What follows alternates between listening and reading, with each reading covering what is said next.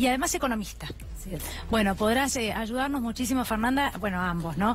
Pero la economía es factor fundamental por estos días y sobre todo hablando del presupuesto que acaba de ingresar al Congreso de la Nación, ¿no? Con estimaciones que muchos dicen, bueno, van a ser un ajuste muy, muy profundo, pero además son imposibles de cumplir. Sí, y además el hecho de que las previsiones que están estipuladas en el presupuesto tengan un dejo de surrealismo tan importante como el que hemos observado, implican además que el ajuste va a ser en la práctica muchísimo más profundo de lo que está expresado en el presupuesto. Por ejemplo, el año pasado este gobierno hizo aprobar un presupuesto con una meta de inflación de 10%, ustedes se acuerdan, cuando decían que la economía iba a crecer 3,5% este año. Bueno, estamos cerrando el año con 45% de inflación, erraron por 30 puntos en la estimación y estamos cerrando, según ellos mismos reconocen, con una caída de casi 2,5%, o sea, erraron 6 puntos en la previsión del crecimiento. ¿Qué quiere decir esto? Bueno, que todas las variables se ordenaron en base a un indicador de inflación que decía que iba a ser 10%. Y eso impacta en la evolución real de las variables. Así, por ejemplo, el caso más obvio tiene que ver con los acuerdos paritarios. Ustedes, fíjense que el gobierno utiliza ese dato para los acuerdos paritarios y después el desplome en términos reales de los salarios es brutal, porque claro, por más que hubieran cerrado al nivel de la inflación o un poco por encima, o como cerraron muchos en el 15%, bueno, con la inflación de 45 están perdiendo una parte muy importante de los ingresos. Pero ¿qué es lo más grave? Esto que pasa no en todas las áreas, pasa en la educación, pasa en la salud, todas las áreas del Estado quedan desfinanciadas porque el presupuesto es un dibujo, en definitiva. Sí. Pero ¿qué es lo más grave? ¿Que no se cumpla o que en paralelo a ese presupuesto de ajuste no haya, y se los pregunto a los dos, ¿no? Que no haya, digamos, eso que algunos podemos llamar opción 2, pero que para el gobierno no existe, que es ir acompañado con un país que vaya creciendo por algún sector, ¿no? De a poco, en la actividad productiva. No hay crecimiento, a ver, no hay una política de crecimiento, hay una política recesiva. Y el resultado de una política recesiva es la recesión que el propio gobierno está reconociendo en ese presupuesto, donde se habla de la caída que decíamos recién en este año y además de la continuidad de la recesión el año que viene, con una caída del producto, dicen ellos, del 0,5%, habrá que ver. Lo cierto es que el gobierno está reconociendo que hay una caída muy profunda del consumo, esto en primer orden porque es una variable muy importante por el peso que tiene en el producto, en la demanda agregada, que hay un desplome, casi 10% de caída de la inversión, por supuesto, bueno, el mal llamado gasto público, que en realidad es la inversión pública, social o en infraestructura, los gastos de capital, que todo eso se desploma, las transferencias a las provincias, el de financiamiento hacia las provincias es gravísimo, además se les está trasladando la carga de servicios fundamentalísimos como el transporte, los servicios públicos vinculados con la energía.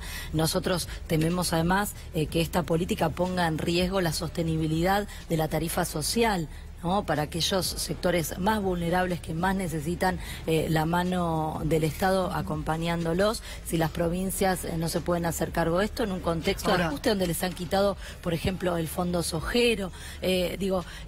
Toda la política es de ajuste, toda la política es recesiva y obviamente lo que se desprende de todo esto es destrucción de empleos, porque cuando cae la actividad no es una abstracción, se achica la economía, se destruyen empleos, los comercios venden menos, las industrias que producen menos y es una rueda que va marcha atrás todo el tiempo, bueno, lo que venimos viviendo hasta ahora, pero de manera profundizada, con algunos agravantes. El dólar en 40,10 está pautado en el proyecto de presupuesto.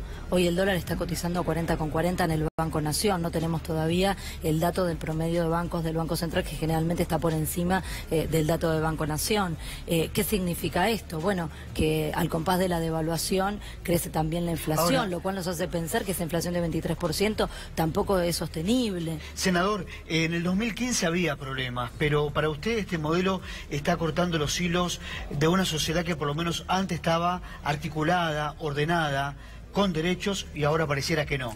¿Qué opinión tiene? Mira, ayer estuve con Sergio Massa en la Unión Industrial de la Provincia de Buenos Aires y creo que esto lo resume con lo siguiente: no se le puede mentir a todo el mundo todo el tiempo. El año pasado se aprobó un presupuesto que duró un día Este ya es incumplible antes de que empiece a tratarse, porque ya las metas que están poniendo ya a esta hora quedaron tarde.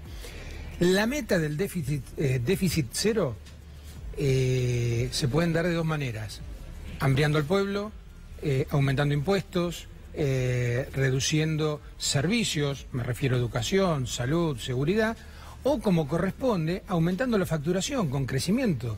Este modelo que hoy está llevando adelante este gobierno es para una Argentina de un promedio de $200 de ingreso, más propinas, como decía Lilita, ¿no? Y con 500 familias dueñas de la Argentina, más la hipoteca que estamos generando en el exterior. Mire, ustedes saben que yo y mi espacio hemos sido muy opositores al gobierno anterior, pero dejaron un país desendeudado. Hoy nos han endeudado más que la dictadura militar, ¿no? Es una locura lo que estamos viviendo. Comentaba fuera de cámara que yo esperaba que hubiesen sido malos en la política, pero más o menos ordenados en la economía.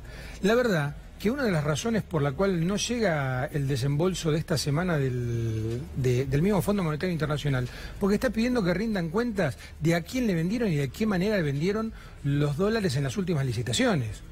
Porque eso, de la misma manera que llega, se fuga al exterior. Sí. Hemos tenido más fuga de capitales que de presos en la provincia de Buenos Aires. ¿Y qué significaría como señal política, desde lo político, si no se aprobara este presupuesto? Algunos dicen, bueno, en realidad es una señal para el afuera, para el Fondo Monetario Internacional, pero no implica falta de gobernabilidad. Mire, yo no soy diputado nacional, pero voy a hacer un análisis desde afuera. Sí. Yo creo que están jugando a que no se apruebe el presupuesto y victimizarse, hacer una prórroga del presupuesto de este año, ¿no? Y decir, nos están poniendo palos en la rueda. Porque la verdad, invitarte a la mesa de negociación, a una foto, pero no escuchar absolutamente ninguna de las propuestas que tiene la oposición, porque nadie de la oposición, de punta a punta, va a aceptar acompañar un presupuesto que sea de más ajuste. Sí. Bueno, hago extensiva la pregunta a Fernanda, sí, que tendrá que votar. Yo digo 2 o 3 consideraciones, ¿no? Porque la verdad que lo hemos escuchado al gobierno en estos días, llamando a la gobernabilidad, a la responsabilidad, etcétera, estas expresiones que suelen utilizar, y la verdad es que quienes hoy son gobierno, antes eran oposición. Cuando eran oposición, a Cristina la dejaron sin presupuesto. Entonces parece que la gobernabilidad es un atributo que ahora se valora, pero antes no se valoraba. Al margen de eso, la verdad es que creo que a nadie le gusta dejar un gobierno sin presupuesto, pero la gobernabilidad la tiene que construir el gobierno, es una responsabilidad del oficialismo, no de la oposición.